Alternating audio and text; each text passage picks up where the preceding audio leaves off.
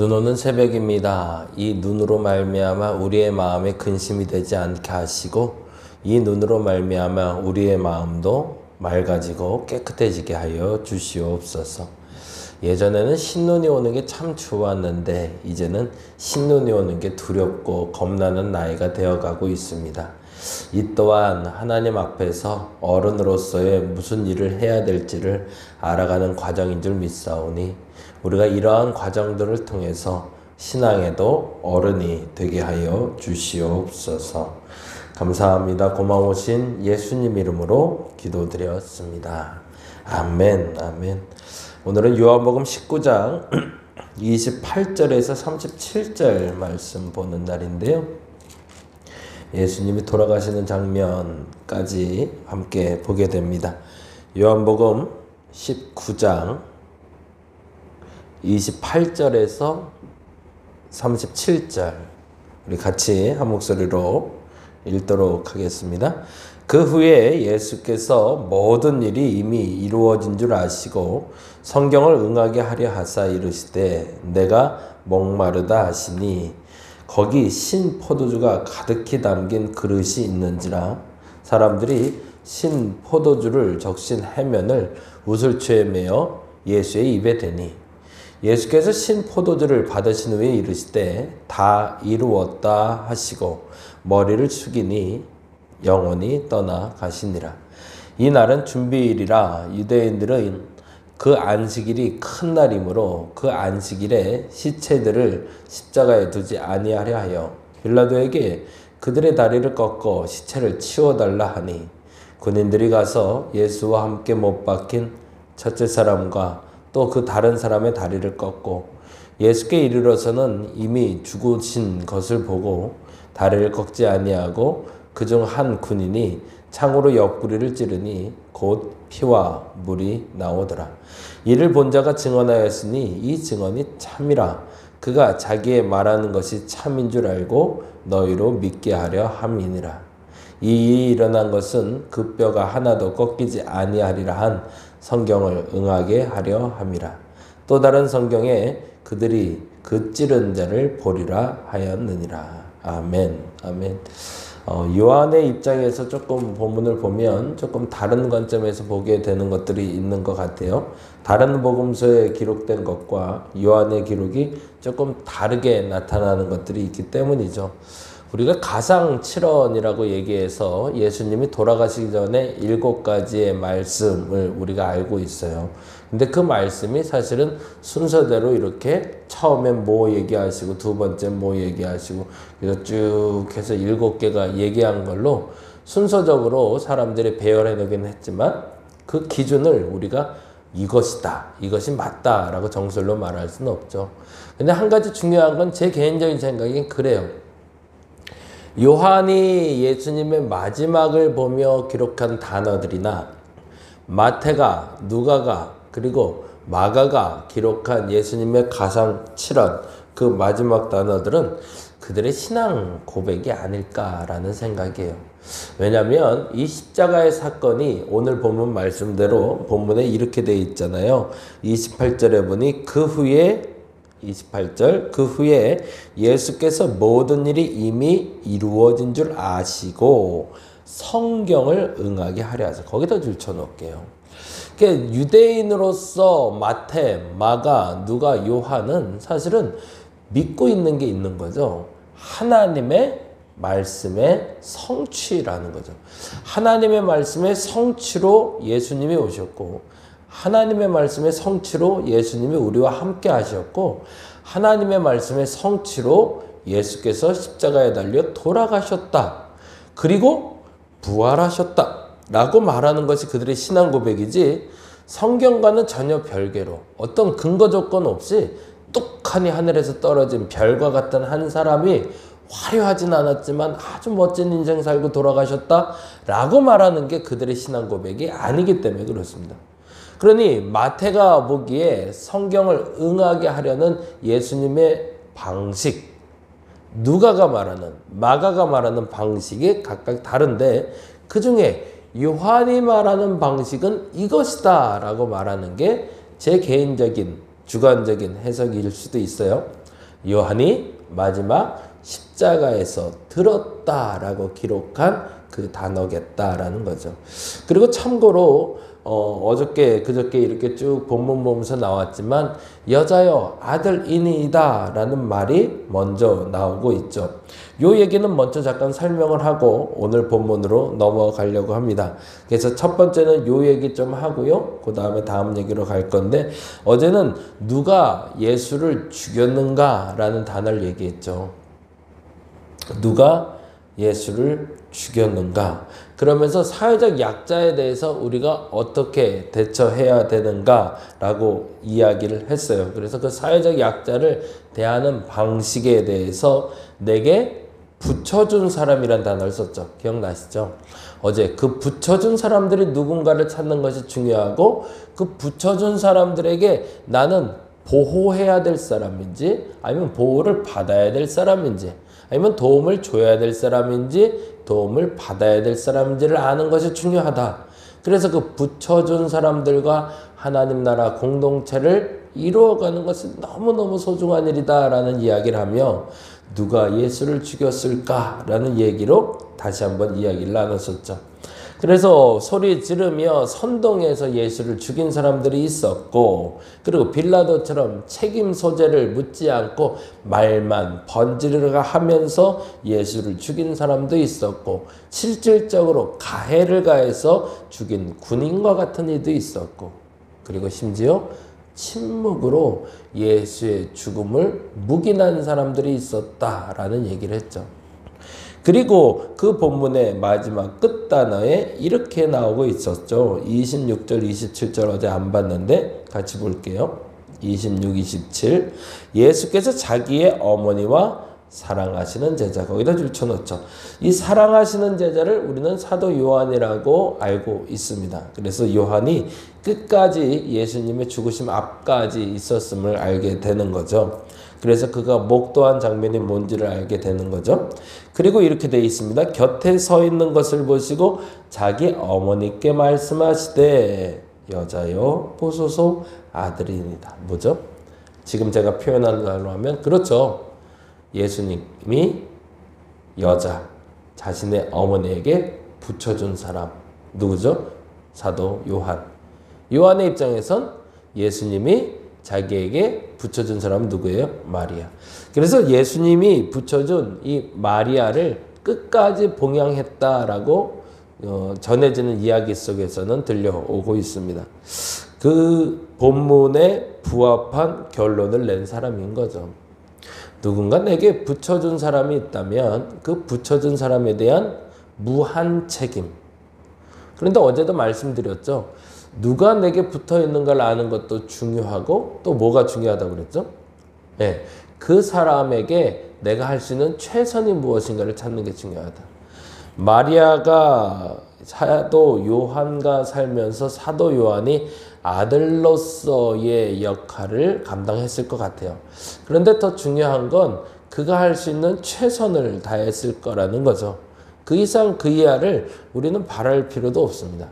안타깝지만 근데 사람들이 그 최선의 단어가 무엇인지를 모르기 때문에 서로 간에 내게 붙여준 사람이 누군지를 알아도 그 속상함이 남는 경우들이 있더라는 거죠. 이 부분은 다시 한번 좀 묵상을 좀 요청하려고 제가 다시 말씀드려요. 우리 교회에도 여러분에게 붙여준 사람들이 있습니다. 근데 2023년에 여러분이 전도를 하셔야 돼요. 기도도 하셔야 되고요. 그런 말씀 보면 여러분의 신앙생활 하셔야 됩니다. 근데 신앙의 가장 중요한 부분이라면 제가 거룩한 습관 얘기하잖아요. 말씀, 기도, 그 다음에 교제, 전도라고. 누군가 한 명의 여러분에게 붙여준 그 사람에게 복음을 전할 수 있는 계기가 2023년에 열리시길 바랍니다. 아멘. 그리고 그로 말미암아 하나님의 일, 여러분이 그들에게 뭘 하는 거죠? 최선을 다하는 것. 그것으로 족합니다. 어제도 저희 단골 손님이 있어요. 택시 운전하시는 택시 드라이버이신 분들, 그래서 그분이 한 분을 전도해서 3명이 요즘은 오세요. 그래서 주중에 와서 커피 한 잔씩 하고 가시는데, 어젠 2분이 오셨길래 왜 둘이 오셨어요? 그때 한 명이 어디 멀리 갔대요. 그러더니 얼마 안 있어서 오시더라고요. 그래서 커피를 2번 드시고 가셨어요. 얼마나 고마운지 몰라요. 그리고 즐겁게 담소 나누다 가셨는데 그 사이에 눈발이 날리는 그 시간에 젊은 부부가 들어왔어요. 그래서 어제 제가 그 정오 기도문을 미처 못 올려드렸는데 죄송해요. 그러다가 저녁에 올려드렸는데 이유는 그분들이 점심쯤 오셨어요. 그래서 알람을 꺼놓고 미처 올리는 걸 제가 하질 못했었네요. 그분들도 저희 단골이에요. 5월 달에 결혼한 신혼부부고요. 저희가 여기가 오픈되고 나서 우연찮게 여기 1층 식당에서 밥 먹고 올라왔다가 분위기가 좋다고 차를 가끔 마시러 와요. 근데 보통 이분들이 오는 시간은 월요일부터 금요일까지가 아니라 토요일 날 와요. 그래서 지난번에 왔을 때 한번 여쭤봤어요. 그랬더니 직장이 좀 그래서 그래요 그러시더라고요. 그래서 무슨 얘기인지는 뭐 구체적으로 묻진 않았지만 하여튼 감사해요. 다음에 또 봐요 그랬는데 언제 토요일 날 올지 몰라서 조금 좀 아쉬움이 좀 있었는데 이번 주 토요일 날은 제가 또 성조건을 가게 돼서 이분들 못 보나 그랬는데 어제 오셨어요. 그리고 담소를 나누는데 부산 분들이에요. 이런 남녀가 다 부산 사람으로 초, 중, 고, 대학교까지 다 부산에서 나왔대요. 그리고 여자분도 일하시고 남자분도 일하시는데 못 온다는 얘기를 들어보니 여자분은 저녁에 일을 하시고요. 남자분은 아침에 일을 하세요. 대기업에 계시다가 어떤 작은 그 스타트업 회사에 있다가 지금 이번에 월요일 날 회사를 좀 바꾸게 돼서 잠깐 텀이 생겨서 오늘 오랜만에 같이 왔다고 그러더라고요. 그리고 여자분은 칵테일 바를 운영하시는 분이세요. 왜 이렇게 잘할까요? 어제 좀 얘기를 좀 했다는 얘기죠. 자랑하려고 그래요. 그리고 이번 크리스마스 때 오기로 하셨어요. 아, 얼마나 감사해요. 교회를 한 번도 안 다녀왔대요. 물론 친구 따라 가끔. 정말 정식으로 교회를 다녀본 적은 없대요. 근데 초대했어요. 그래서 크리스마스 때 오실 거예요. 제게 붙여준 사람이니까 제게 하나님이 복음을 전할 수 있는 계기를 주신 거겠죠. 크리스마스에 오시면 여러분이 좀 반갑게 맞이해 주세요. 그래서 같이 어울릴 수 있는 시간 내시면 좋겠고 우리 보라자매하고 우리 슬기 형제하고 나이가 비슷해요. 남자는 90년생, 여자는 94년생이라니까 얼추 비슷할 것 같아요. 그래서 이 신혼부부도 잘 정착을 했으면 좋겠다라는 생각이 드네요. 아무튼 내게 붙여준 사람들이 있을 때 그들에게 복음을 전할 수 있는 사람이 여러분이 되셔야 됩니다. 그리고 그들에게 최선이 무엇인지를 여러분이 거기까지 해주시면 돼요. 그러면 만일에 여러분이 이곳으로 데려오는 일까지 했다면 그러면 그 다음에 그 사람과 함께 어울리는 사람은 또 다른 사람이 될 수도 있겠죠. 근데 만일에 모시고 왔는데 그리고 끌고 왔는데 함께 하고 있는데 그 사람과 내가 끊임없이 교제하며 더 성숙을 원한다면 그렇게 감당해 주시면 되겠죠. 말씀, 기도 중요하죠. 근데 그건 개인 영성이라면 교제와 전도는 공동체 영성이라고 제가 늘 강조하잖아요. 여러분에게 그 전도의 길이 그리고 여러분에게 붙여준 사람들에 대한 최선이 2023년엔 반드시 일어날 수 있기를 바랍니다. 예수님의 마지막 순간으로 다시 한번 가보죠. 이제 어저께지 얘기인 요 얘기였고 예수님의 마지막 순간에 앞서 말씀드린 대로 사도 요한은 끝까지 그 자리에 머물며 예수의 죽음을 목도합니다. 그리고 그가 예수님의 마지막 순간에 그의 신앙 고백을 이 단어로 하고 있다라는 것을 저는 생각하게 됐어요. 그래서 그 말씀 드리는데 28절입니다. 읽어볼까요? 그 후에 예수께서 모든 일이 이미 이루어진 줄 아시고 성경을 응하게 하려 하사 이르되 그리고서 하신 매우 중요한 단어가 이 단어라는 거죠. 뭐라고 되어 있죠? 내가 목마르다. 거기다 줄쳐놓을게요. 이 단어 어디서 보셨어요?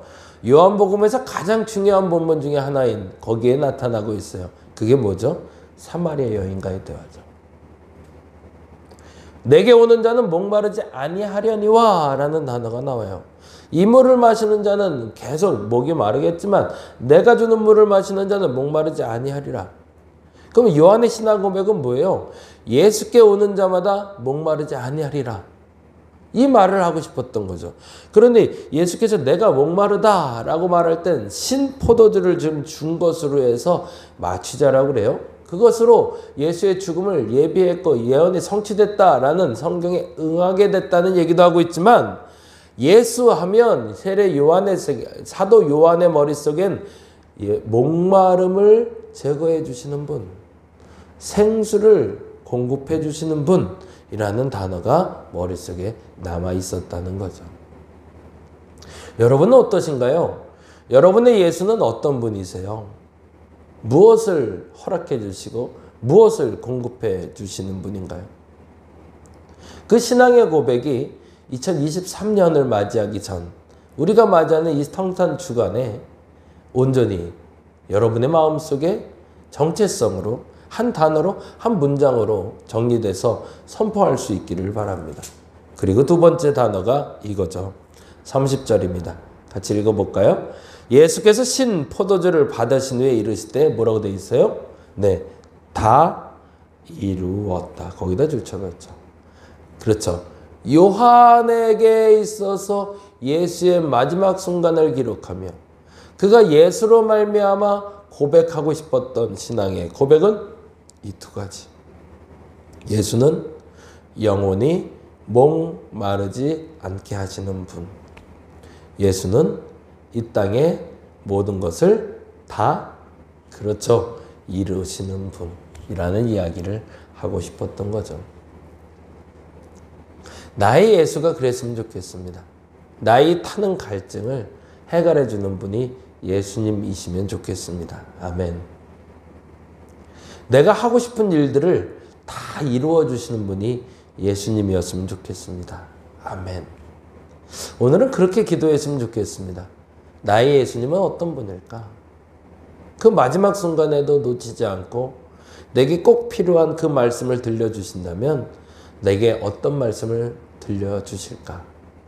그 말씀을 듣고 그 신앙 고백이 여러분의 삶 속에 발현되고 실현돼서 2023년에 여러분과 예수와의 만남을 통해서 일어날 수 있는 가장 소중한 일을 이루어갈 수 있는 저와 여러분 되시기를 간절히 바랍니다. 기도하겠습니다. 요한은 고백합니다. 내가 목마르다 라는 표현을 통해 예수께서는 갈증을 해결시켜 주시는 분으로 믿음으로 고백합니다. 또한 모든 일을 다 이루시는 분으로 고백하고 있습니다. 나의 예수는 어떤 분일까? 나의 예수님도 나의 이 타는 갈증을 해결시켜 주시고 나의 모든 고민을 다 이루어 주시는 분을 우리가 믿음으로 고백하게 하여 주시옵소서. 또다시 주일을 맞이합니다. 기쁨과 감사로 맞이하게 하여 주시고 우리에게 붙여준 이에게 최선을 다하게 하여 주시옵소서. 감사합니다. 고마우신 예수님 이름으로 기도드렸습니다. 다 같이 기도하고 돌아가겠습니다.